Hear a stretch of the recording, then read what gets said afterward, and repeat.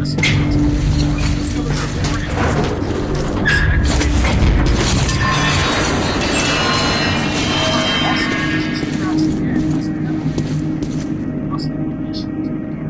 and I think it kind of makes sense already. Alright, let's kick it off with something that's probably going to be relations to Russia. So, to get into for a game set in Russia, what was quoted as a slave library starting with origin. The library is also the most dangerous race. I can't do anything, I can't do anything. I'm not going to do it. But the simplicity of the librarians are some of the most dangerous creatures out there. One or two, God forbid, don't fight it. Don't run from it. These beasts will attack you. Die. Remember, never come back to sight. You're back, die. If a beast gets nervous, move away. Run slowly. And if you shoot, well, look or don't look. Librarians are massive, at least if you cover the novel portion of the book. They also appear to be all Earth, standing much taller than human. They sport massive arms capable of carrying an average person. Their skin is full of arms, as tough as it can. The arms themselves things, but the arms also contain more muscle. But that's not to say we never live on this earth. Their rough calluses to eat, to walk.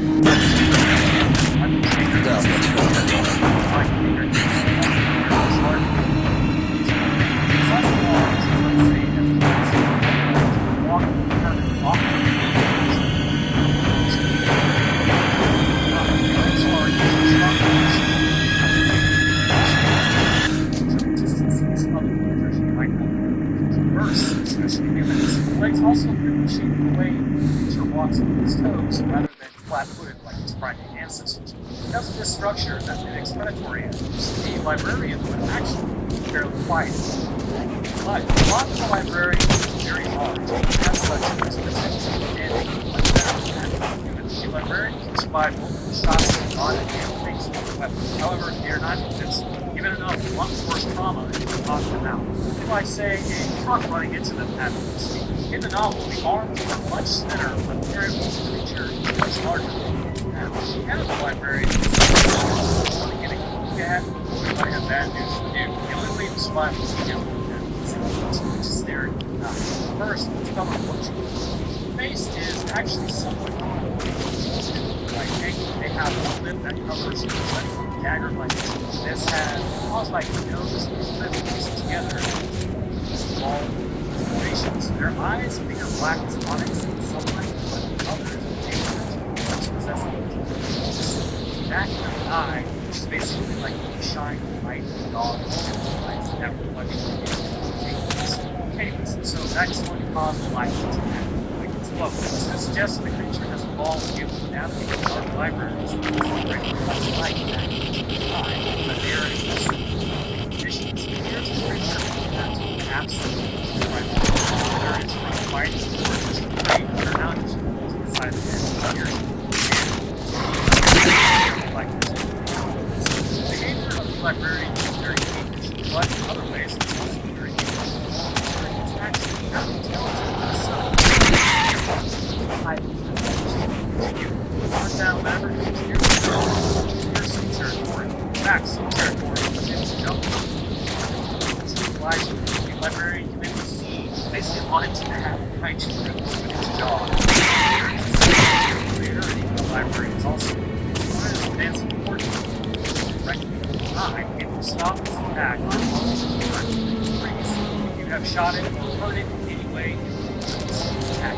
If you utilize that eye, it's a challenge, which is why we trying to study to make sure it's down and fade right challenge. The librarians stop them in tracks, and as long as you maintain that eye contact, in some cases, people actually run away from you, suggesting that it is more dominant, even though, just like the gorillas IRL, these are pretty hard.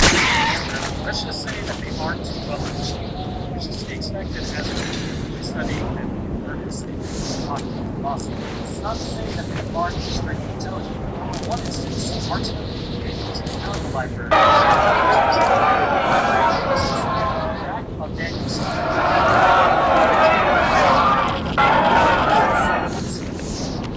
frightening accuracy. They didn't rearrange certain words to tell our team to using these words, for example, understand context. Another instance is there exists how violent librarian library books clearly nobody's talking about these things in the library. Right. Yes, they have some ability to read and understand this. Words suggests understanding language form. Turning to their territorial use for the library, safe spot, straight west the building itself, while some courtyard right outside the library. This also seems to suggest that there exists a lot of danger to the top of there, so they realize that traps, falling off marching, approaching a hole in the wall, and placing I just there, place. Grab by a librarian, it's a question. Yeah, back in the full listen. Upon realizing that you can't, it's really frustrating. The librarian also falls off marching, her around to on into the room. She's locking you in, possible. And even in the midst, what can we see waiting past the woman characters? And even though it clearly cannot be decided, it has a sense of object permanence as it knows you are there regardless of permanence. It will reach you, and if you are too close, so the diet of librarians is what you would expect it to be. Much like their medicines or their omnivores. In the novel, they actually grow plants from eating rather than just foraging for nutrition. So pure scavengers. They also eat other humans. While I am certain they are more than likely not picky about what meat they come across, and it's not like they have a case of human, they will still eat any person unlucky enough to be on by the librarians. With those teeth, I'm pretty sure they will make sure for me. I would imagine that they would eat other mutant animals in the process if they are able to kill them. The origin of the librarian is not very well understood. There exist two lines of thought. Clearly they are primates in terms of behavior and overall look. It's easy to draw the conclusion that they are just mutated gorillas, as there exists this Moscow that housed a lot of animals. But then two questions remain. How did they survive the last Moscow? They were on the surface, and why did they take refuge in the library instead of any other standing buildings in the area? There should not really have existed anything in the library they're moving to. But I will tell you what was in the library during the blast. Humans. In my opinion, the librarians are humans that have mutated due to radiation. They were able to survive the blast under the library, most of the buildings still appear to withstand it. They farmed in the area, and then eventually the mutations happened. Probably rather quickly. They still kept some of their human intelligence in them. Speaking is beyond a gorilla now, so I doubt radiation would give them this ability. However, I do believe radiation would degrade humans' ability to sleep, making it rare in this librarians. So I'm going to go with mutated humans, because it appears radiation brings you down in evolutionary jump and not advances. But I know what you're saying on the other side of the screen already. What about the dark ones? They seem to be more advanced, even though they're dealing with radiation. Now we kind of come to my explanation of librarians and relation to aliens. I believe that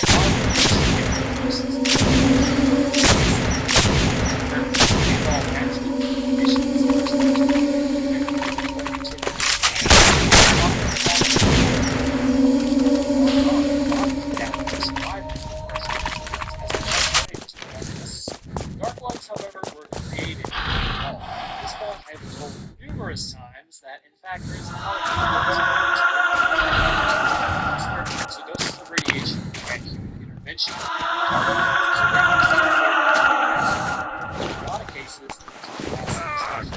creation by nature versus creation by man, it seems. If you look at the Dark One and a librarian, you see some striking similarities in terms of body and face. But again, one was designed by nature to thrive and does so, while the other was designed by man. It really shows you what humans value versus what nature values. I know I'm on a tangent with this right now, but I literally made this connection while writing my script, and it's really cool that these two creatures could be from the same species, but appear so radically different. Anyways, I appreciate you guys taking the time to watch my video explaining the librarians of Metro 2033. What do you guys think, human or gorilla evolution? I'd love to hear your answers down in the comments. And also, good news, I have set up a Discord. Now I just need to figure out how to link it correctly so you can actually join it. So look down in the description for that. Also, shout out to my patrons support at the $5 level. We have Matt, John, Melissa.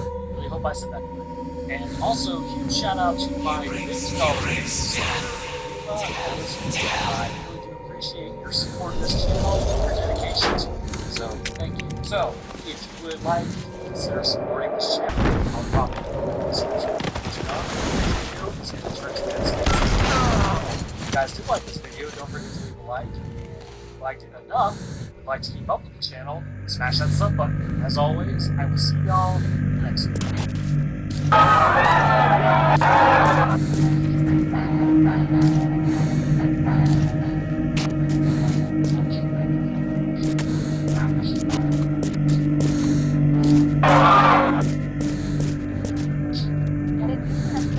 started again, and it's still like wait, definitely.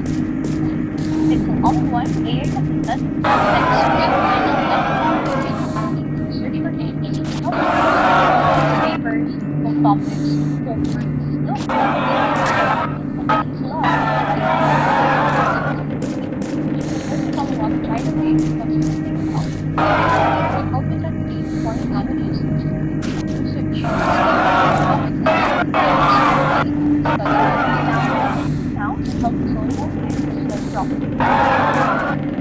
Yeah, that's it.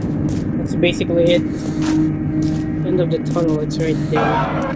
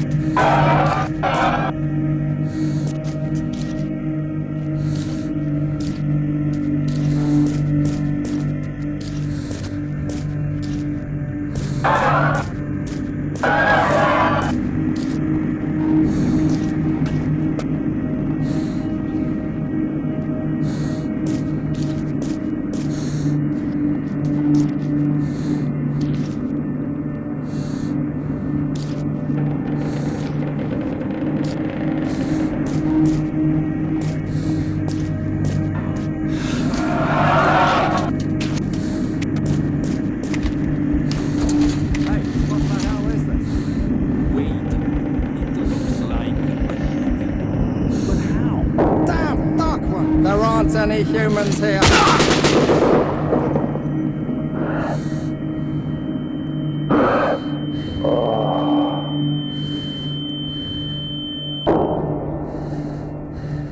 Yep, that's it. That's basically it.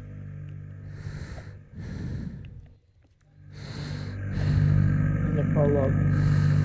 Scarcity that is post-war Moscow. So territorial, in fact, that they will run into gunfire and heavily armed men in some cases. They will actually win. Also, I just want to point out, I'm pretty sure in every single video I've made, I have said Moscow in a different way. So, fun fact, just go write that down, because I keep looking up the word. God help me, I don't know how to pronounce it. Moscow. Anyways, of course, they have another aspect to thank for that, basically them winning. It's going to be their large numbers and how they grow. Their morphological traits of the Solis is one adapted to an extremely hostile environment. You would think living on the ground there would be less predators, but just like the creatures that live on the surface, they too must change to thrive where they live. The Solis is going to be a large bipedal organism with a relatively shape. However, even being bipedal, they will use their knuckles much like a feet to aid in walking. The reasoning is they were actually quadrupedal before the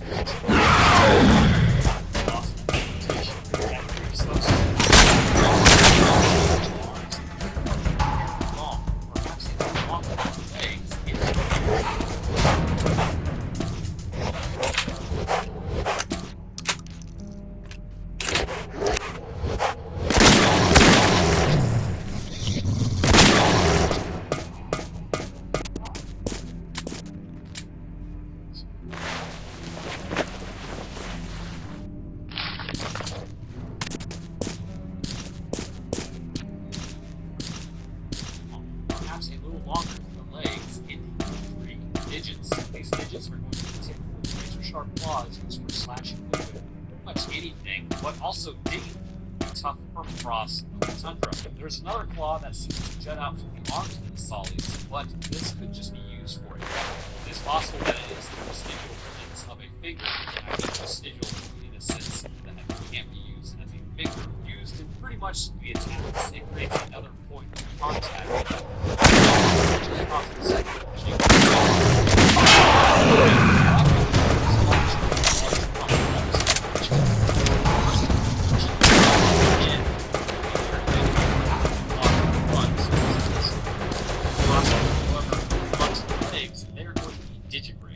Makes sense considering the animal at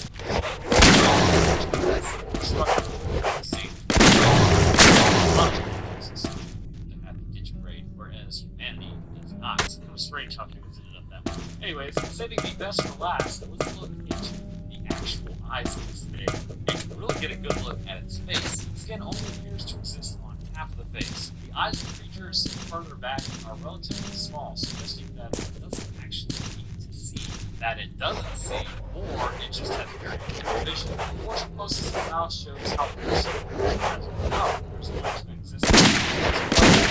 Which is the indication and the eyes sight.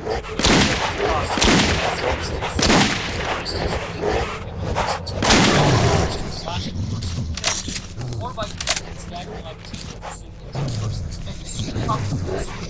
Ultimately, this creature more than likely will not be able to face. There's a high chance it will kill you even if you can hit. There is no armor on the Sollies, but it does contain a tough layer of skin which can survive point-blank gunfire. Even with a shotgun from a range as close as the barrel pressed against it, the creature can live with a shot and continue its attack. The issue also remains that this creature is going to be agile and by running on the walls. If you find yourself in a pack, which is nothing just led down range. Coming above your head without you even knowing it.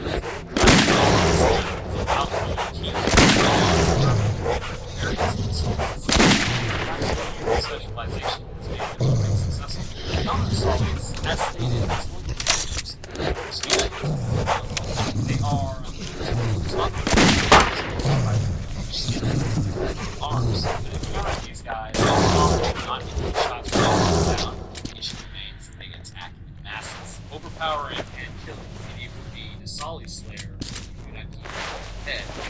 Explosives. In the last slide, there was a change to the physiological structure becoming packed. More muscle was packed onto the arms and shoulders rather than the torso. The head also got larger and had kind of like they ditched the round pig head and replaced it with an angular, visible jawline. The skin is still pulled back to the front around the nose, and the mouth is still very visible and very jagged.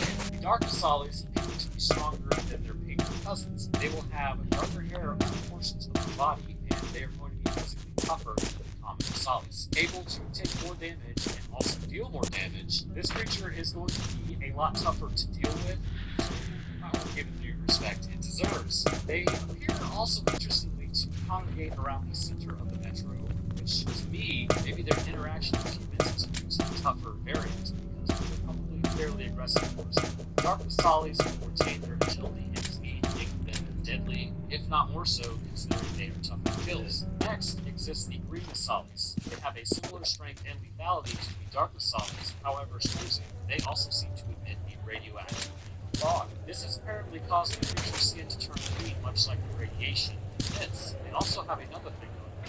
They are actually going to Has anyone seen him? The captain said they will take even more damage than a darker Solid. Low. This up. Last, we have the plated Solids. Now, the, I guess, ignorant to the fact that these guys exist, they are very, very rare and very rarely seen. In fact, that's just in the standard campaign. It is on DLC in a flashback, so I didn't need that. You don't run into this basically what I'm going to say, but the plates appear to be both armor protected armor plating on the body, which is obviously a big resistant Station to can't bullets. The survive plating much also longer does with not these attachments. affect the agility of the needler, making it pretty much the most deadly of solids. It's a standard. It's a bit more deadly. So where do these guys actually come from? Well, judging by the nose and propensity to live underground, it's pretty clear to me.